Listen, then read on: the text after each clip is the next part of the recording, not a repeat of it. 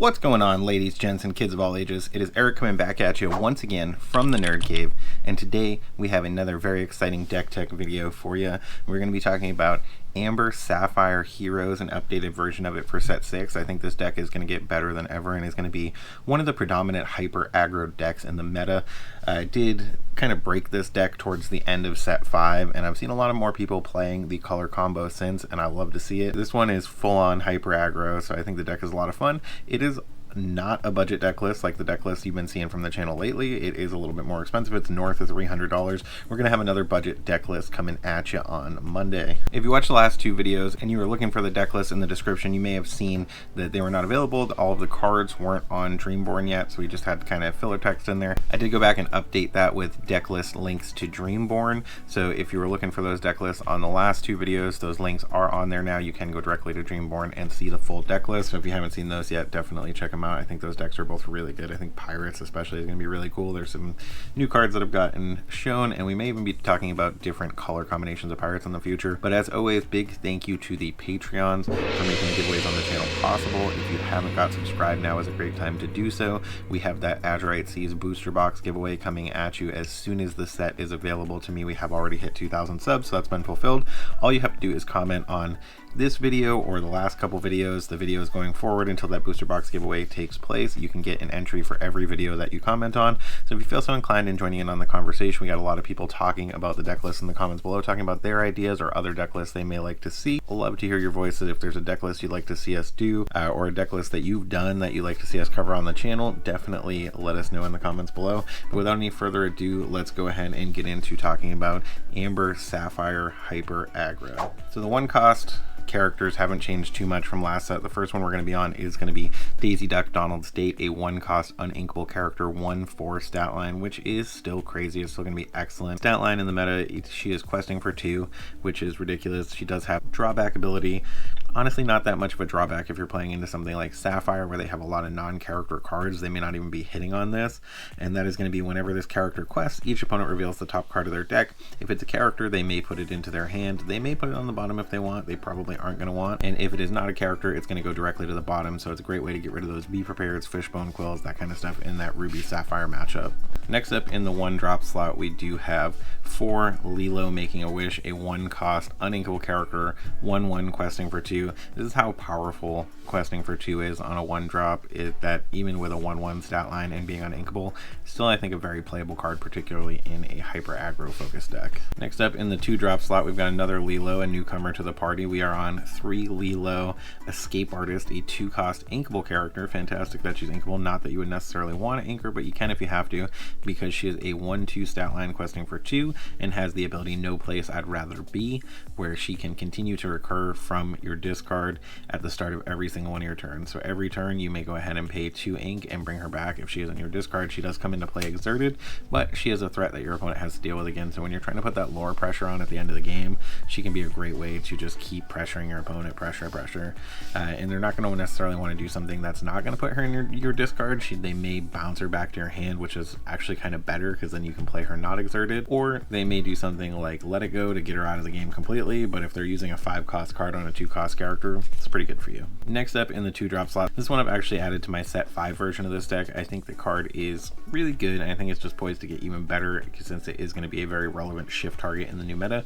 And that is Simba Protective Cub, a 2-cost inkable character, 2/3 stat line questing for 1, and he has Bodyguard, so he's just going to be a great way to protect your field, protect those Lilos, protect some of your other lower willpower characters. This deck has a lot of pretty decent willpower characters, but there are some lower ones that you do definitely want to protect with something like Simba, and he can just really throw off your opponent's game plan. Like if they're trying to get rid of your daisies with like their Madam M Fox and you put down a Simba, all of a sudden they need to deal with Simba first. Next up in the 2-cost slot, worth noting, almost half of this deck is 2 or less ink cost, is going to be Piglet, Pooh Pirate Captain, a card that is just going to be even more fantastic in the new meta. He's a 2-cost inkable character, 2/2 stat line questing for 1.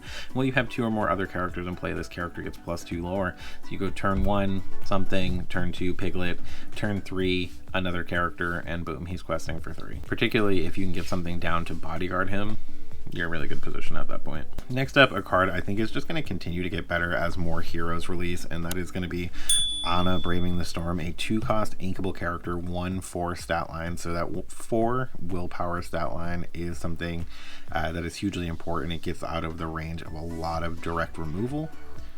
So you'll see that as kind of a theme across this deck. We have a lot of characters that are hard to deal with direct removal, particularly in the early game with stuff like Anna and Daisy Duck.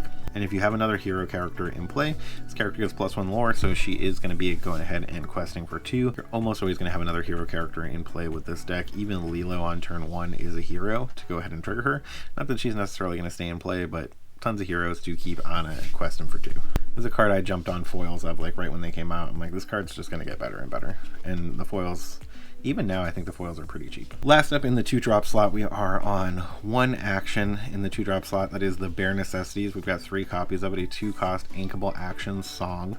So you're going to be able to sing it with all those 2-drops that we talked about before, as well as characters that cost more than 2. But moreover, if you're in like the Sapphire matchup and your opponent's about to play Fishbone Quill, you may just want to go ahead and hard cast this on turn 2 to make sure that they can't do that, because what you're going to be able to do with this is look at your opponent's hand, great in and of itself, and you're going to be able to choose any non-character card and get rid of it. So if you're going into those later turns in the game, great way to deal with Be Prepared. In those early turns in the Sapphire matchup, it's a great way to go ahead and deal with those Fishbone Quills. Also in the late game, potentially a way to pull Lucky Dimes before they're getting played. A lot of versatility to this card. It also is a great way to deal with locations because you don't have a lot of heavy attackers in this deck. Being able to take out locations with Bare Necessities before they hit the field is great. It's just a super versatile card. Deals with songs, so pull away a lot of that stuff that your opponent may use to win the game. Next up in the 3-cost slot, we are only on 2 of these. I'm kind of testing them out. It's pretty good. I don't think it's like earth-shattering, but I do think it is good. People are generally just going to challenge this and kill it first, but if you have a bodyguard character in play, that's when this card really shines, and that is going to be Tiana, Restaurant Owner, a 3-cost uninkable character, 1/4 stat line, questing for 2. So pretty decent. Once you get her exerted, whenever your opponent wants to challenge into a character, they are going to have to pay 3 or their character is going to get -3 attack. Great way to make your bodyguard super hard to get through, and you have things that can even boost the lore, like Donald Duck coming down the following turn, or ideally Simba and another small character. But Tiana, pretty good. I don't think she's necessarily more than a 2 of, but as a 2 of, she is good. Another card that I couldn't really justify more than a 2 of, but is pretty good as a shift target and is going to have a similar ability to Donald Duck, in addition to being a hero that is going to trigger. Anna is going to be Chip, Friend Indeed, a 3-cost inkable character, 3/3 stat line, so a 3/3 for 3 is decent. It quests for 1.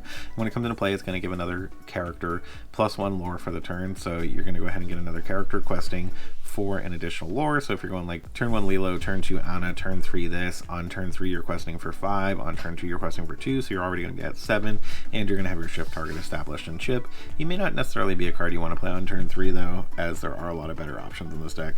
Over 2/3 of the deck is going to be in the 3 or less cost slot. Next up, we are on 4 Wendy Darling, Authority on Peter Pan, a 3-cost inkable character, questing for 2, 3/1 stat line, which in a lot of instances wouldn't necessarily be good for 3, but she has ward and support. So not only can she not be targeted when she first comes into play, which is going to keep her available to potentially make a quest, but also that support ability is going to potentially pump up one of your other characters to be able to take something out favorably in a challenge, or moreover is going to be able to pump up one of your opponent's characters to be able to go ahead and just straight up banish them with World's Greatest Criminal Mind, which we'll talk about it more late, and we'll talk about more as we get a little further down if you're not familiar with it. Next up in the 3-cost slot also is going to be Donald Duck, Musketeer Soldier, a 3-cost inkable character, 2/3 stat line, questing for 1. Also has bodyguard, so same stat line as Simba, and it has bodyguard, but when it comes into play it's going to be given one of your other characters +1 lore. He is also a hero, so he is going to trigger Anna, kind of a theme in this deck. Speaking of heroes that are going to trigger Anna, same ability as Chip, where you're going to be able to get to 7 there. But speaking of characters that are going to trigger Anna, we have another 3-cost hero in Mickey Mouse Detective. Not a lot of people necessarily think about this card being a hero, but it's not only a hero, it is still fantastic as far as I'm concerned, particularly in aggro style build. It's a 3-cost uninkable character, 1/3 stat line, questing for 1, but when you play it, you're going to put the top card of your deck into your inkwell face down and exerted, so you're not going to get to take advantage of it right away, but you're going to be ramping into those potential 5 drops or double character drops, a 2 and a 3 drop, going into into that turn 4, which is fantastic. Last up in the 3-drop slot, I mentioned this already, is going to be World's Greatest Criminal Mind. We have downsized from 4 to 3 because we're no longer playing the Queen line, which really made the World's Greatest Criminal Mind a 4-0, but it's still very good with Wendy Darling, or even if you don't have Wendy Darling, it's great to deal with some of those late game threats, stuff that's really going to mess your board up, like Tamatoa, Maleficent Dragon, Maui. It's going to be a great way to deal with all of those. So if you don't know what it does, it is a 3-cost inkable action song, and you play it and banish chosen character with 5 attack or more. Worth noting, you can sing it as it is a song. So you can potentially get it out without using your ink, but generally by turn 4 or 5 when those characters are coming down, you're not playing as much because this deck isn't on a ton of card draw, so you're probably just going to be looking at hard casting it. Next up in the 4-drop slot, and speaking of card draw, we are on 4 Rapunzel, Gifted with Healing, a 4-cost inkable character, 1/5 stat line, so fantastic defensive stat line, 2-cost. Questing for 2, and the ability Gleam and Glow. When you play this character, remove up to 3 damage from one of your characters, draw a card for each 1 damage removed this way. So if you have something like Daisy Duck, you're able to put a few damage on, or Anna with a few damage on it. Some of those other characters you can get a couple damage onto. Rapunzel is going to be great. She's going to come down and heal them right back up and draw you some cards. Our one other 4-cost, and believe it or not, this can be a way to close out some games if you are questing aggressively enough in the early turns, particularly in those steel matchups where your opponent is having a really hard time getting it off the board, is going to be McDuck Manor, Scrooge's Mansion, a 4-cost inkable location. No ability, just going to be netting you a passive 2 lore every turn, which is crazy. 1 to move in, not that you would want to, but it's got 9 willpower. 9 willpower on turn 4 is absolutely fantastic. Very hard for your opponents to deal with, again, especially if they're playing like Steel Song or something like that, where most of their attackers aren't too big and they don't have access to rush. McDuck Manor is potentially going to net you a lot of value. If you're playing into something like Maui going into those turns, McDuck Manor may not be the play to make. You may want to just go wide. Next up in the 5-cost slot, we are on 2 Simba Pride Protector, a 5-cost uninkable character, 4/4 stat line, questing for 2, shifting for 3, which is fantastic. It's very much on curve with that Simba. Again, another card that you're probably going to want to try to shift down a little bit later than that turn 3, as that is when it's really going to start to shine, when you have more characters on the board. And at the end of your turn, if this character is exerted, you may ready your other characters, which is great. Doesn't die to Medusa, doesn't die to Brawl with that 4 attack, so it's out of the range of a lot of things that are going to hurt you. Next up in the 5-cost slot, and another new addition to the deck, even though it is not from the new set, is going to be Donald Duck, Focused Flatfoot, a 5-cost inkable character, 3/4 stat line, so it does die to Medusa, but I don't know that your opponent's necessarily going to want to Medusa this. Maybe. It is questing for 2, and it does have the ability Baffling Mystery, which is going to do the same thing as Mickey Mouse Detective's ability. He is also a detective, so we've got our detectives looking for extra ink for us, and when you play this character, you may put the top card of your deck into your inkwell face down and exerted. So same ability as Mickey. He's just going to ramp you into those bigger characters or into playing multiple characters a turn even faster. Next up in the 5-cost slot, we are on 2 Baymax Armored Companion. He is a 5-cost inkable character, 2/6 stat line, so not only does he die to Medusa, he dies to Brawl, so his stat line's a little bit weird. That's why we're only on 2 of them. I do think the card is potentially very good in the right instances, but I think he's pretty situational. He has the ability, the treatment is working. When you play this character and whenever he quests, you may remove up to 2 damage from another chosen character of yours, gain 1 lore for each 1 damage removed this way. So really kind of interesting, particularly if you're in a position where you have something like Wendy Darling on the board and you can quest with Wendy, give support to something else that has a higher defensive stat like Daisy Duck or Anna, be able to go ahead and challenge in with them for 4 with that +3 from Wendy, take whatever damage onto them, and then go ahead and play him or quest with him to heal that damage and gain the lore. It is also the same trigger cycle that you would use to take advantage of the Rapunzels.